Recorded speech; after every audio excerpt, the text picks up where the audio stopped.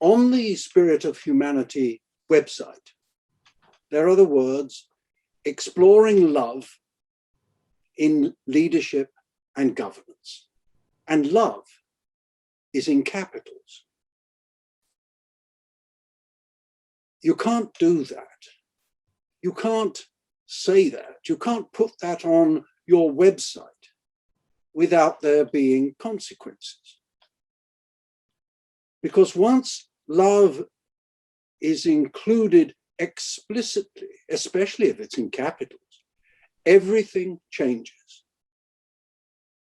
Now, leadership and governance, which sound somewhat structural, even hierarchical, who are the leaders and who are being led, who are the governors and who is being governed, they have to give way to love in capitals. And now we're not talking about structures, we're not even talking about processes. We're talking about relationships. And actually, we're talking about relating, because we've moved from the realm of nouns to the realm of verbs. We've moved from leadership and governance to being loving, to being loved. We've left behind the realm of analysis. What is leadership? What is governance? And we've entered the realm of being and spiritual practice. How should I love? Which is, of course, the realm of the Buddhist divine abidings. That we must abide in loving kindness, compassion, joy in and for others, and equanimity. And if we take love seriously, and the Spirit of Humanity have put it in capitals, then everything that we do and say, our whole being is transformed, and our attention is centered on the ways in which we relate lovingly to each other, to the earth, and to the cosmos.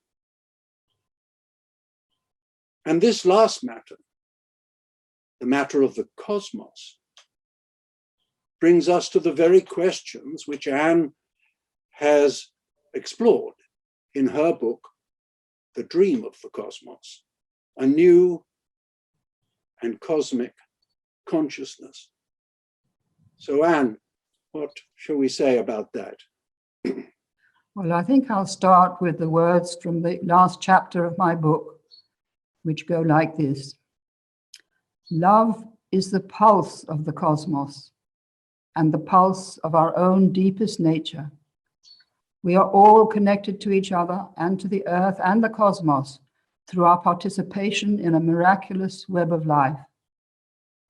If we can become aware that love is the deepest, most essential quality of our nature, of our being, we will strengthen our capacity to radiate love to the planet, to each other, and to heal the immense suffering of the world. We urgently need a new story that would provide a different context for addressing all our problems, a different vantage point from which to approach them, utterly different from the one that has prevailed for millennia. We need to relinquish old habits of power, rivalry, control, and dominance, and old beliefs that have divided us, and define a new spirituality grounded in reverence for life. The new story coming to us from the astounding discoveries of quantum physics tells us that we are indissolubly connected to each other, to the life of the planet, and the life of the entire cosmos. Embracing this new story asks us to develop what mystics call the eye of the heart, serving a new image of spirit that is not remote from this world, but immanent in every aspect of it, the invisible ground of the entire manifest universe, and the ground of our own consciousness. We are not separate from spirit, but co-creators with it. This gives us the immense responsibility of caring for the life around us with new insight, new compassion, and new vision. You see, there I find that so interesting, Anne, because although both you and I know that we have to translate love into action, love at work, I think both you and I would insist that we have first to cleanse our perception, that it is the cloudiness, the distortion of our perception that is preventing us enabling love to be expressed and put into action. Is that what you feel too? Yes, I do. And this is the most difficult work for everyone because we're not used to it. We're not trained to it, even though we have the Buddha and the Christ telling us exactly what we need to do, but we haven't done it.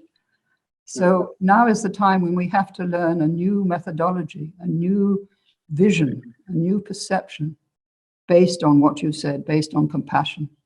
But I think the main problem has been that we don't understand our own nature. We don't understand that we are the expression of love, and therefore we need to access that deepest part of our own nature in order to heal ourselves and heal the planet. So to do anything else would be nonsensical, wouldn't it? Absolutely. And very dangerous. Well, fatal. Fatal. And how might you then bring love into the public realm, for example, into education, into politics, into business, into healthcare? And I have a sense that if you did, it would change everything about the way in which it is done. There would be a new standard, in a way, a new standard to be met. It wouldn't be how much economic growth have we had, how much profitability are we passing to the shareholders, both of which might be good things on their own. It would be, how are we loving? Yes, and I think if that could become integrated into the pattern of governance without being embarrassed by it, but taking it as the supreme value behind the relationship between government and the governed, that would be a huge change. It would be difficult, but it could be done. Yes, and it's true, is it not, that, and you know this because you've written about it in your books, that it is not as if it has not been said to us over and over again, over millennia.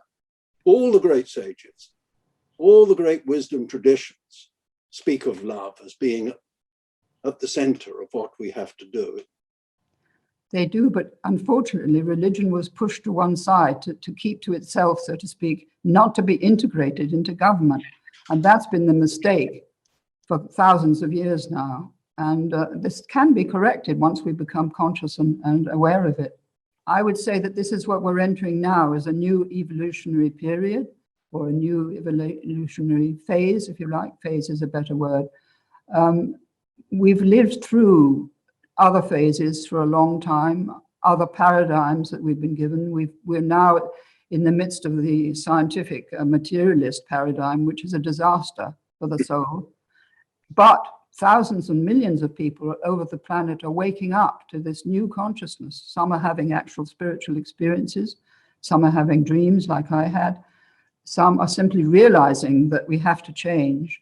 And all this is really introducing this new context that I've been speaking about, this new framework that we need to see ourselves within, and really developing this new kind of consciousness, which is going to be difficult, but it's like children learning at school. We learn to read. Now we have to learn how to develop this new consciousness. I'm not a person who, by and large, who has visions and dreams and those kind of experiences, but on one occasion when I was working in my study, love spoke to me. And I was writing, and I simply wrote what I, as it were, heard. And love spoke to me and spoke about what love is. It's in the opening of my book, Love and the Divine Feminine. And once that had happened, then I could not really go back. And I began to see a relationship between the loss of love and the loss of the divine feminine. And those two seem to me to be very, very closely related. And then, most recently, I have begun to see that that understanding, that quest, as it were, for what had been lost in love and in the feminine, was a quest for the soul, with a small s, and soul with a capital S. And that is what I am currently exploring, and I'm not entirely sure of. But I feel that, and this relates to your own work, that the cosmos is speaking to us. The ultimate reality that we can only glimpse at and wonder about is speaking to us and calling. It is as if love is calling us into a new direction. I think I can't put it other than that. Well, I think you've put it beautifully, and I couldn't ask for anything better than an explanation that you've given. My own experience came with the dream I had of the cosmic woman, and that opened my eyes to the need to change the whole archetypal relationship between the masculine and the feminine. Yes. And this is what my work has been for 40 years. But it's lovely to have found you doing the same kind of work and the same quality of work with the same passion and the same devotion, because it's almost as if we're being called by the universe, which is our beloved in the Sufi sense or in the Muslim sense. We're responding to that call with love from our own hearts to the love that is flowing to us from the cosmos. I find that deeply moving for both of us, really. I remember, if I'm correct, Anne, that there's a marvelous quotation in, I think it's chapter 20 of The Dream of the Cosmos from Pierre de Chardin, and I was wondering whether you would share that with us. Yes, it is indeed in that chapter.